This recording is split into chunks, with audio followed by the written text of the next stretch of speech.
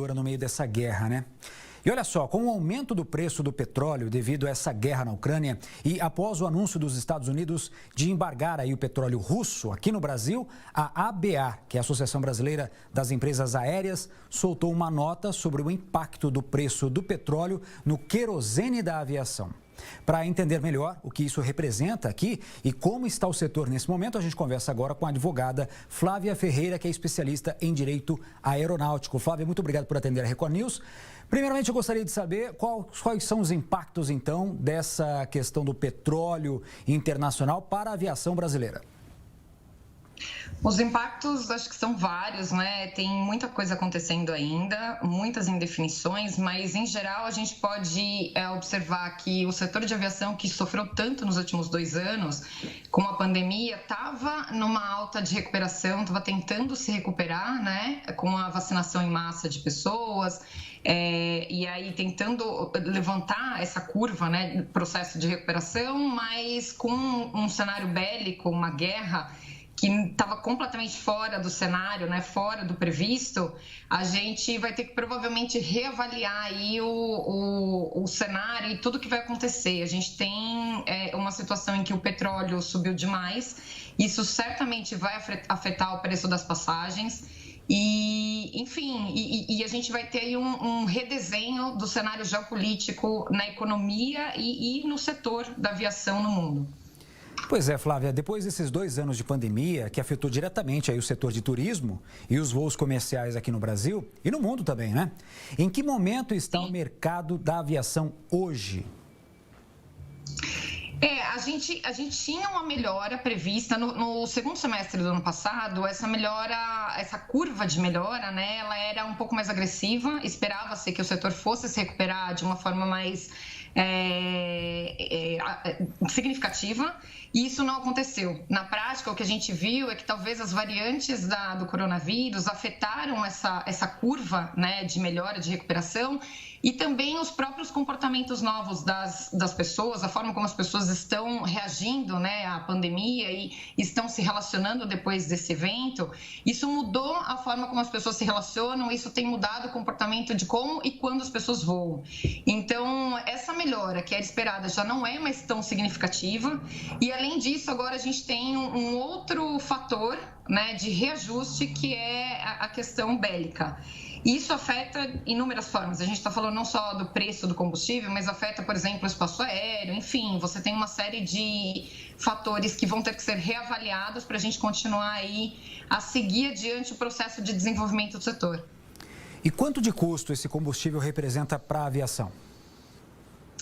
Hoje, no Brasil, para as empresas de aviação comercial, é um custo que muitas vezes ultrapassa 1/3 do custo operacional total das empresas. A gente está falando aí que acima de 33%, né? Se a gente levar em comparação com esse custo dentro de empresas americanas, por exemplo, gira em torno de 23% a 25%. Então, o Brasil e as empresas aqui estão em desvantagens em relação a empresas no exterior. Quando a gente tem vários fatores que podem ser analisados, né, dentro dessa composição de custo, mas quando a gente fala num cenário em que o petróleo está muito caro e a gente tem também o câmbio, o custo do câmbio, né, porque muito dentro do setor de aviação é dolarizado, a gente está falando de uma puxada aí de diferença, né, de valores muito significativa. Assim, vai pesar para as empresas aéreas, vai pesar na operação e no final do dia vai pesar no bolso do consumidor. O preço do petróleo está variando por conta dessa guerra, né? Nós temos uma variação aí do preço do petróleo que bateu $130, agora está sendo negociado por cerca de $113 no mercado internacional. Isso afeta também o preço da gasolina. Se aumenta o preço da gasolina, o consumidor comum aqui no país, por exemplo, pode optar pelo álcool, futuramente agora pelos carros elétricos. Mas e o mercado de aviação? Ele pensa em alguma alternativa do uso de combustível convencional derivado do petróleo? Sim, fala-se muito, hoje em dia, não é um tema recente, mas fala-se muito nos Sustainable Aviation Fuels, que nada mais é do que o combustível de aviação sustentável. Não é um tema novo, mas é uma tendência que está muito em voga, está muito em discussão nesse momento, especialmente por conta do processo de descarbonização que temos falado bastante nos últimos anos, por conta do aquecimento global, né? Mas, por exemplo, em 2011, a antiga TAM, a atual Latam, tinha feito o seu primeiro voo teste com biocombustível, né, combustível sustentável. Em 2012, a Azul, que também é uma empresa nacional, fez um mesmo teste à base de biocombustível à base de cana-de-açúcar. E, de uma forma geral, o que a gente tem visto é muitas iniciativas de empresas, né, fabricantes e desenvolvimento de tecnologia nesse sentido, para tentar encontrar formas alternativas de biocombustível para a aviação que seja menos poluente e que, de uma forma geral, deixe as empresas menos dependentes do petróleo, de uma fonte de combustível tradicional, né, como o petróleo. E o que a gente pode observar, eu acho que é o ponto crucial nessa análise, embora tenha se falado muito sobre o biocombustível do ponto de vista de descarbonização, eu acho que agora a gente se depara efetivamente com um cenário em que não só por essa razão é importante investir e seguir adiante com essas iniciativas, né? A gente precisa olhar para isso também como uma forma alternativa de ter um biocombustível que seja sustentável e que não dependa de petróleo, que é um combustível finito, que é um recurso finito de uma forma geral, mas que deixe o mundo menos dependente da Rússia, inclusive. E que tipo de ações e práticas estão sendo adotadas atualmente nessa questão, tanto por parte das empresas aéreas quanto por fabricantes aeronáuticos para desenvolver tecnologias alternativas ao uso do combustível de aviação, hein? A gente tem muitas notícias recentes, né, que a gente tem acompanhado nesse sentido. No mês passado, por exemplo, a Boeing anunciou uma parceria com a Epic Fuels para compra de 7,5 milhões de litros de biocombustível, né, para ser usado em suas aeronaves comerciais nos Estados Unidos. Esse é um exemplo de que o mundo da aviação está se movimentando nesse sentido. A gente tem observado que as empresas estão tomando atitudes práticas, efetivas, para procurar formas alternativas ao petróleo, né? Buscar outros meios de fazer com que a aviação continue e siga adiante no seu processo de desenvolvimento sem depender dessa fonte de energia. De uma forma geral, a gente também pode ver que o investimento em energias renováveis é muito grande, né, por razões diversas, mas também porque a gente sabe, né, que o petróleo é finito, é uma commodity, varia bastante no mercado internacional e isso afeta uma série de cadeias produtivas, assim, variadas, né, não só no setor de aviação. E aí a gente tem também a métrica que foi estabelecida pela ONU, o Race to Zero, que também tem a ver com a questão da descarbonização, né, aquecimento global, mas a ideia é chegar até 2050, nos próximos 30 anos, com zero emissões de carbono dentro do setor. É uma meta ambiciosa, mas honestamente, por conta do cenário que a gente tem hoje, a guerra da Ucrânia e da Rússia, acredito que o mundo vai ter que trabalhar nessas alternativas num prazo um pouco menor. Mas, Flávia, é viável implantar essas alternativas e quanto tempo isso vai demorar para acontecer? É difícil estabelecer um prazo. Eu acho que a gente tem como parâmetro essa meta estabelecida pela ONU, né, para o setor de aviação, mas é bem difícil a gente tentar imaginar um prazo, porque embora essas tecnologias elas existam, elas estão provadas como eficientes, né, elas funcionam do ponto de vista técnico, a produção em escala ainda é muito pequena e praticamente inexistente. A ideia, existem iniciativas de empresas que estão investindo nessa produção em escala para aumentar gradualmente, mas hoje a gente não tem uma produção em escala significativa que realmente permita dizer que é possível fazer o processo de transição. Então, eu acredito que agora, em que o mundo se deparou com uma realidade de que isso é uma necessidade urgente, inclusive, a gente vai ter um impulso, né, dessas iniciativas de investimento nesse tipo de tecnologia para que o prazo de fabricação em grande escala diminua e que efetivamente a gente possa ver o biocombustível e formas alternativas, né, de voar uma aeronave acontecendo como fonte primária, o petróleo ficando como secundário, né, sendo substituído, e a gente ter aí outras fontes primárias como forma de combustível para o setor de aviação. Agora, Flávia, com essa guerra que está acontecendo, mexendo com o preço do barril do petróleo, isso também afeta o combustível das aeronaves. Quais são os impactos, então, que você prevê aí para esse mercado da aviação? Traduzindo em miúdos, vai subir a passagem aérea para a gente? Sim, na minha opinião, acredito que vai subir. Não tem mágica, eu acho que é matemática, né? Quando a gente leva em consideração que o preço do combustível é extremamente significativo no custo da operação total, aqui no Brasil a gente está falando que esse custo por si só, ele ultrapassa 1/3 do custo total. Se a gente tem um custo mais alto do petróleo, naturalmente o custo da operação aumenta, aumentando o custo da operação, eu aumento o custo da passagem, e aí o movimento lógico que vai acontecer é um novo reajuste de demanda-capacidade que as empresas vão ter que fazer, não só aqui no Brasil, mas acho que no mundo como um todo, né? A partir do momento que a gente tem um aumento do ticket médio, né, individual, talvez a gente acaba tendo aí a exclusão de um público que talvez não possa mais pagar por este valor, né?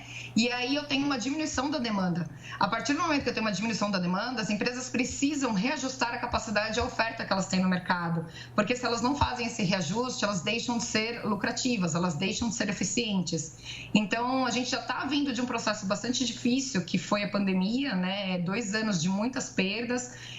Teve uma projeção publicada em outubro do ano passado pela IATA, que é a Associação das Empresas Aéreas Internacionais, em que eles projetaram uma perda de 2020 até 2022, algo em torno de 200 bilhões de dólares. É uma perda muito significativa. Em 2022, mesmo considerando o processo de recuperação das empresas, ainda estava projetada uma perda de 12 bi, né, somado todas as perdas aí do mercado. Então, num cenário em que você ainda tinha perda projetada para 2022, crer que você vai ter que aumentar o preço da passagem porque o seu custo operacional vai aumentar, né? O barril do petróleo bateu aí $130 no dia que o Biden anunciou o embargo ao petróleo russo. É uma perda muito significativa. Então, enfim, a gente está observando os movimentos, né, que estão acontecendo no mercado, mas tudo indica que o valor da passagem deve subir, infelizmente. Então, a gente está falando do valor das passagens para as pessoas que viajam de avião, às vezes a trabalho, né? Tem as pessoas que fazem o seu planejamento nas férias e por conta desse aumento elas acabam remanejando, às vezes nem usando o próprio avião, então a demanda, como você disse, acaba caindo. Mas a gente tem que pensar também que o transporte de cargas também é uma demanda importante e vai ser afetada nessa questão também, não é? Sim, cargas também vai ser um business aí que vai ser afetado dentro desse cenário. Quando a gente fala, no decorrer da pandemia, muitas empresas usaram, inclusive, o processo, né, de transporte de cargas como uma forma de melhorar a sua renda, né, melhorar a rentabilidade. Mas, normalmente, num cenário comum, normal, muitas das aeronaves utilizadas exclusivamente para transporte de cargas são aeronaves menos eficientes. A gente tem as aeronaves mais novas hoje em dia, elas são fabricadas com tecnologias que levam em consideração uma utilização mais baixa de combustível. Essas aeronaves normalmente são destinadas ao uso, né, para voo de passageiros, e aeronaves com tecnologias mais antigas, aeronaves que são mais usadas, são destinadas ao transporte exclusivo de cargas. Num cenário normal em que eu preciso usar essas aeronaves mais antigas para transportar cargas e que o combustível está mais caro, provavelmente o setor de cargas deve ter, inclusive, sofrer um pouco mais, né? Porque são aeronaves que demandam um pouco mais de combustível, tem uma economia muito pouca nesse sentido, e aí o custo do transporte, né, da carga, provavelmente deve ter uma variação aí significativa também. Agora, Flávia, se fala muito aqui nessa guerra a questão das restrições de espaços aéreos. Será que isso também vai impactar o mercado comercial de aviação? Sim, sem dúvida. Afeta e afeta bastante. Quando a gente pensa em voar, seja a trabalho, seja turismo, né? Quero passear em algum lugar diferente no mundo, a gente tem que considerar que a partir do momento que eu entro num avião para fazer um voo, eu quero me sentir seguro. Eu quero ter certeza que eu vou entrar no lugar lugar onde eu estou saindo e vou chegar no meu destino de forma segura. Quando a gente fala de uma guerra em movimento, né, que está acontecendo, a gente tem aí o espaço aéreo, de uma forma geral, ele está menos seguro, porque eu tenho bombas, mísseis atravessando o espaço aéreo a todo momento. Os casos de aeronaves civis que foram abatidas, né, acidentalmente, inclusive, por erro, no passado, anos passados, né, nas últimas décadas, é significativo. A gente tem aí vários casos. Teve recentemente, em janeiro de 2020, o Boeing 737 da Ukraine International Airlines. A gente teve um caso em 2014 da Malásia. Então, a gente tem que levar em consideração também que quando a gente tem uma guerra acontecendo nessa proporção, né, neste nível, a gente tem um espaço aéreo menos seguro. E aí existe, sem sombra de dúvida, receio das empresas e das pessoas em voarem por aquele local. Quando a gente olha ao vivo, por exemplo, no Fly Radar, que é um site que permite olhar os voos que estão em execução naquele momento, desde o primeiro dia de ataque da Rússia à Ucrânia, a gente enxerga um grande clarão, uma área em que as empresas aéreas não estão passando, exatamente sobrevoando o espaço aéreo da Ucrânia e ali onde está a região do conflito, as empresas aéreas estão evitando este pedaço, né, este território, exatamente por receio. A gente já teve cancelamento de voos, a gente teve cancelamento de trechos, mas de uma forma geral, o que a gente vê é um desconforto e uma sensação de insegurança. Agora a gente tem a informação de que a Airbus se juntou com a Boeing e anunciou que está paralisando os seus serviços de suporte técnico e manutenção para as empresas de aviação russas. Essa atitude implica em alguma quebra de contrato? As companhias podem fazer essa retaliação? E qual é o impacto dessa decisão para as aeronaves russas? Isso afeta a segurança dos voos? Sim, sem dúvida. Sem dúvida tem quebra de contrato. Normalmente um contrato em que uma empresa como Boeing e Airbus, né, fabricantes de produtos aeronáuticos, se comprometem em fornecer componentes e serviços, geralmente contratos de médio e longo prazo. Sem dúvida, isso significa uma ruptura de compromissos assumidos, mas a gente tem que observar que a gente está falando aqui de uma questão muito maior, né? Não é quando a gente fala da relação da Airbus ou da Boeing, por exemplo, que são fabricantes de aeronaves e produtos aeronáuticos, com empresas aéreas russas, a gente está falando de relações comerciais privadas. Quando a gente fala de boicote, por exemplo, governamental, a gente está falando de relações públicas, de um estado com o outro.